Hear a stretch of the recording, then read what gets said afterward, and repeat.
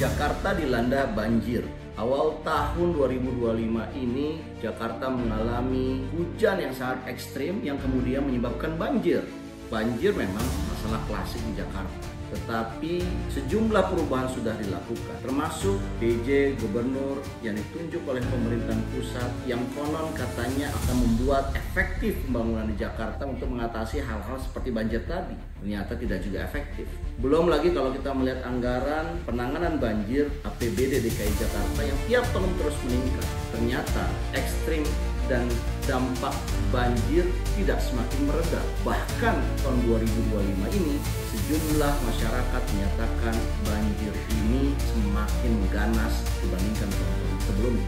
Lantas bagaimana kebijakan publik memandangnya? Simak video ini.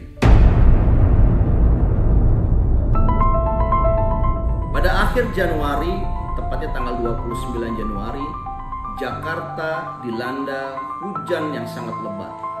Intensitas hujan ini terbilang ekstrim, di mana tercatat 368 mm per hari banjir pada tanggal 29 itu.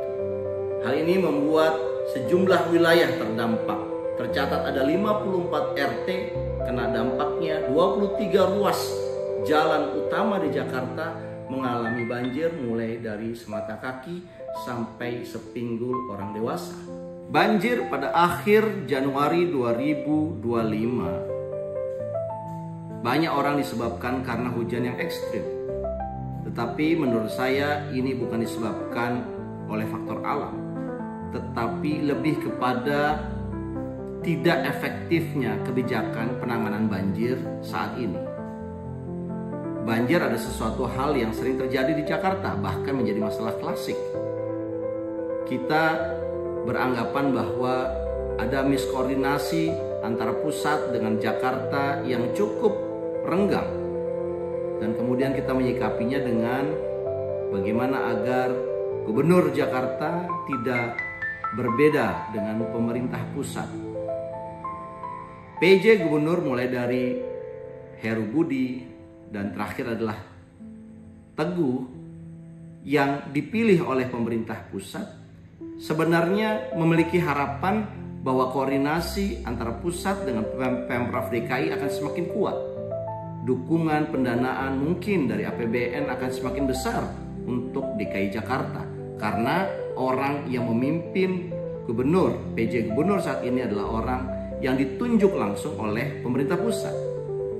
Tapi apa yang terjadi? PJ Gubernur Heru Budi dan juga PJ Gubernur Teguh ternyata tidak ada terobosan langkah-langkah yang signifikan dalam mengatasi masalah banjir. Padahal anggaran banjir tahun terus naik. Tercatat tahun 2024 hampir 2,85 triliun dianggarkan untuk penanganan banjir.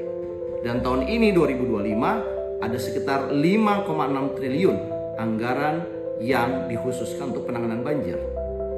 Anggaran tersebut lebih banyak kepada pembangunan fisik, penyiapan pompa tambahan untuk membuang air-air berlebihan dari sungai-sungai Jakarta, belum lagi anggaran-anggaran yang sifatnya adalah membangun atau normalisasi sungai-sungai di Jakarta. Itu membuat anggaran penanganan banjir tiap tahun semakin membesar. Namun banjir 2025 ini memiliki dampak yang lebih luas dan intensitas yang dirasakan lebih kuat dibandingkan tahun-tahun sebelumnya. Tercatat ada 54 RT yang terdampak, ada 23 ruas jalan arteri yang terkena banjir mulai dari mata kaki sampai sepinggul orang dewasa, dan itu mengganggu roda lalu lintas masyarakat Jakarta.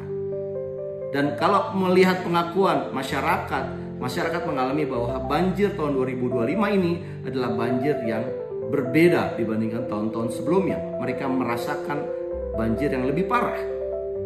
Anda bisa bayangkan bagaimana birokrasi yang sebetulnya sudah tidak ada masalah dengan pemerintah pusat, birokrasi yang semakin kuat karena adanya dukungan dari APBN pusat, belum lagi tambahan anggaran penanganan banjir yang setiap tahun semakin meningkat, tetapi itu semua ternyata tidak mampu mereda dari masalah banjir. kami memandang ada hal yang miss dan saya kira ini penting untuk disampaikan agar diperbaiki di kemudian hari. Kalau kita lihat apa yang terjadi di dalam pemerintahan DKI, katakanlah 2 atau 3 tahun terakhir, bahwa pimpinan tertinggi DKI Jakarta memiliki kedekatan secara politik dengan pusat. Ternyata kedekatan politik dengan pusat dan potensi dukungan dari APBN tidak menjadi jaminan bahwa masalah-masalah klasik seperti banjir akan terurai. Anggaran yang meningkat ternyata juga tidak menjadi jaminan bahwa banjir semakin mereda. Dan saya tegaskan bahwa banjir Jakarta 2025 ini bukan hanya karena faktor alam, tetapi juga karena kebijakan yang belum efektif.